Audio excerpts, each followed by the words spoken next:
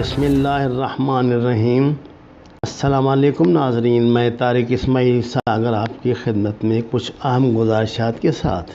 ناظرین کرام، کل پاکستان آرمی کی کور کمانڈر کانفرنس میں چیف آف آرمی سٹاف کے بیان کے حوالے سے اخبارات نے جو شاید سرخیاں جمائی ہیں، دیکھنے کے بعد اس بات کا اندازہ ہو جانا چاہیے کہ اب جنگ بہت تیزی سے ہم پر مسلط ہو رہی ہے۔ پاکستان کی اب تک کی کوشش یہی ہے کہ جنگ سے اوائڈ کیا جائے، اور جنگ کا بہترین اصول بھی سنت حضور نے یہی بتایا ہے کہ جنگ سے بچا جائے۔ لیکن ایسا لگتا ہے کہ بھارتی فوج کا دماغ مکمل خراب ہو چکا ہے، یا پھر وہ اپنے اندرونی انتشار پہ قابو پانے کے لیے کوئی ایڈونچر کرنے پہ تل گئے ہیں۔ بلوچستان، آزاد کشمیر اور گلگت بلتستان کو بھارت عدم استحکام سے دوچار کرنا چاہتا ہے، یہ کہنا ہے ہمارے چیف آف آرمی سٹاف کا۔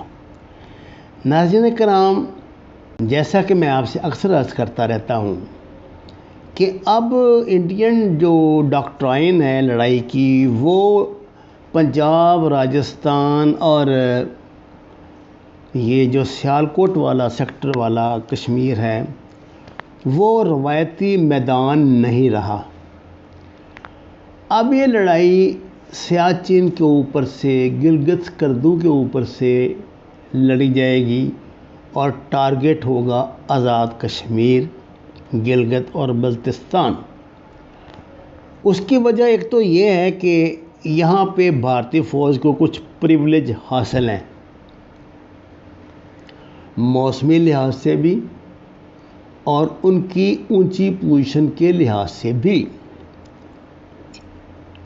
لیکن اس کی سب سے اہم وجہ ہے ہمارا سی پیک۔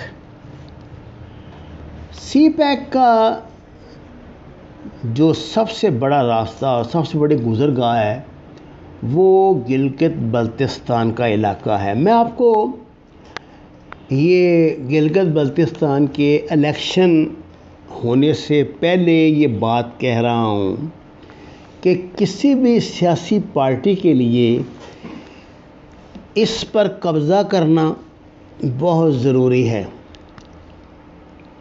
کیونکہ اس وقت مارکیٹ میں بکنے والی سب سے اہم پروڈکٹ گلگت اور بلتستان ہے۔ ہمارے اللہ ماشاء اللہ اپوزیشن رہنماؤں نے گزشتہ 73 سال کی تاریخ میں کبھی اتنی مہربانی کا اور اتنی دلچسپی کا مظاہرہ گلگت بلتستان میں نہیں کیا جتنا کہ اب وہ کر رہے ہیں۔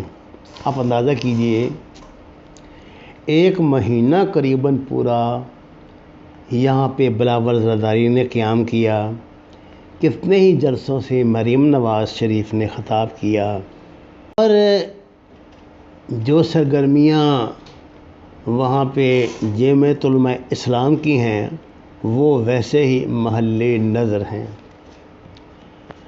ناظرین کرام، یہ فلیش پوائنٹ ہے گلگت بلتستان اس وقت لڑائی کا، اندرونی بھی اور بیرونی بھی۔ میں آپ سے پہلے بھی کہہ چکا ہوں کہ یہاں پر دنیا بھر کی اینٹی پاکستان ایجنسیز کا اجتماع ہو چکا ہے، اور وہ اپنی معاندانہ سرگرمیوں میں مصروف ہیں۔ گزشتہ 3-4 سال میں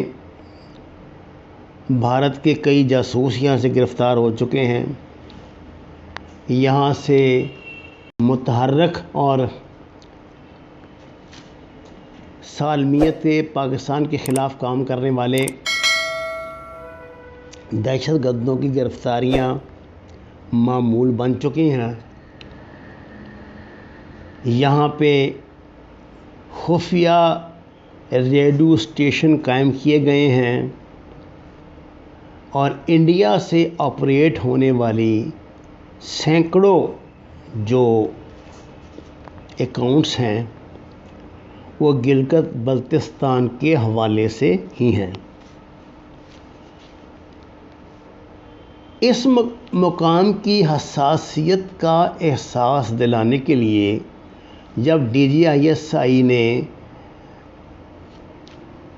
قومی اسمبلی کے خصوصی اجلاس کی درخواست کی اور یہ کہا کہ آپ اپنی کمیٹی منتخب کریے جس کے سامنے وہ تمام معاملات رکھیں گے، یہ دوران الیکشن کی بات ہے، تو ہماری جمہوریت کی علم بردار دونوں جماعتیں نون لیگ اور پیپل پارٹی نے پہلے ہاں کی اور عین موقع پہ اس سے انکار کر دیا، کیونکہ یہ بریفنگ DGISI اور چیف آف آرمی اسٹاف نے دینی تھی۔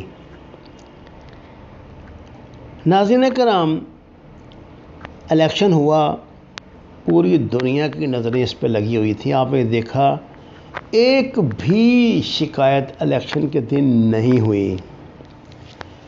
اب ایک سیٹ جس پر کچھ دنوں کے بعد الیکشن ہونا تھا اور جہاں ووٹروں کی تعداد بمشکل 5-6 ہزار ہوگی، اس سے زیادہ تو وہاں کسی حلقے میں ہے ہی نہیں، اس پر پیپلز پارٹی اور مولانا فضل الرحمان نے مل کر وہ ادھم مچایا ہے کہ خدا کی پناہ۔ آپ ایک پاکستانی کی حیثیت سے ہماری جو سیاسی جماعتیں ان کا وزن کسی پلڑے میں کریں اور مجھے یہ بات بتائیں کہ گلگت بلتستان میں کیا پیپل پارٹی اتنی مضبوط ہے کہ وہ تھانوں کو آگ لگا رہی ہے، وہ پولیس اسٹیشنوں کو، وہ یہ جو دیگر جو سرکاری انسٹالیشن ہیں انہیں نظر آتش کر رہی ہے، اور وہ علاقہ جہاں کبھی کسی سے پتھر پھینکنے کی توقع نہیں کی جاتی تھی، جہاں کوئی جلسے جلوس کی تاریخ ہی نہیں، وہاں پہ کائرہ جیسے بندے جا کے انقلابی لیڈر بنے ہوئے ہیں اور ہر روز ہنگامہ آرائی کر رہے ہیں، جس میں مقامی جو پیرلل آرمی کی جو ایجنسیاں ہوتی ہیں وہ ان کو انوالو کیا جا رہا ہے، ان پہ حملے کیے جا رہے ہیں۔ تو کیا یہ صرف پاکستانی ہیں جو یہ کام کر رہے ہیں؟ کیا پاکستان پیپل پارٹی، یہ تو گلگت بلتستان تو دور کی بات ہے، کراچی میں بھی کوئی ڈھنگ کی ریلی نکال سکتی ہے؟ وہاں یہ فوج پہ حملے کر رہے ہیں، وہاں یہ مقامی جو ایجنسیاں ان پہ حملے کر رہے ہیں، پولیس پہ حملے کر رہے ہیں اور ان کو جلا رہے ہیں۔ یہ اچانک ان کے پاس اتنا اسلحہ اور اتنی یہ پاور جو ہے ڈسٹرکشن پاور کہاں سے آ گئی؟ خدا را ٹھنڈے دل سے ان باتوں پہ غور کریں۔ ایک طرف ملک میں اسرائیل کو تسلیم کرنے کی نامحسوس مہم چلائی جا رہی ہے، دوسری طرف انہوں نے ادھم مچا رکھا ہے، چیف آف آرمی اسٹاف کو نام لے کے دھمکیاں دی جا رہی ہیں اور گلگت بلتستان میں ہنگامہ آرائی کی جا رہی۔ کوشش ان کی یہ ہے کہ کسی نہ کسی طرح ایک آدھ جو ہے ہنگامہ کرنے والا وہ مرے اور یہ معاملات کو آگے پورے پاکستان تک پھیلائیں۔ اس صورتحال میں ناظرین کرام، کور کمانڈرز کی یہ کانفرنس بہت اہمیت کی حامل ہے، جس میں چیف آف آرمی اسٹاف نے بھارتی حکومت کو للکار کر کہا ہے کہ وہ ان کے ہر ایڈونچر کا جواب دینے کے لیے تیار ہے، جس میدان میں جب چاہے بھارتی فوج انہیں آزما لے۔ وما علینا الا البلاغ المبین۔ ناظرین کرام، آپ سے درخواست ہے قرآن اور نماز کو ترجمے کے ساتھ جانیے، ہمارے چینل کو سبسکرائب کریں، لائکس دیں اس کی تشہیر فرمائیں اور سچ کے سفر میں ہمارا ساتھ دیں۔ آپ کا شکریہ۔